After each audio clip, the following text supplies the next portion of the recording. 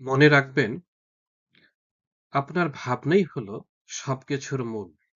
কারণ আপনি যখন একটি ভাবনা মনের মাঝে ধরে রাখেন, তখন সেটি তাৎক্ষণিকভাবে মহাবিশ্বের নিকট প্রেরিত হয়। এই ভাবনা একই রকম ফ্রিকোয়েন্সির সাথে চুম্বকের দ্বারা সংযুক্ত হয়ে আপনার অনুভূতির মাধ্যমে এই ফ্রিকোয়েন্সি রিডিং আপনার কাছে ১ সেকেন্ডের মাঝে আবার ফিরে আসে। এই বিষয়টি যারা জানেন না, তারা প্রায় সময় নেতিবাচক কথা, নেতিবাচক ভাবনা মনের মাঝে স্থান দেয়। এজন্য অধিকাংশ মানুষ দারিদ্র, অসচ্ছল হয়ে জীবনযাপন করেন।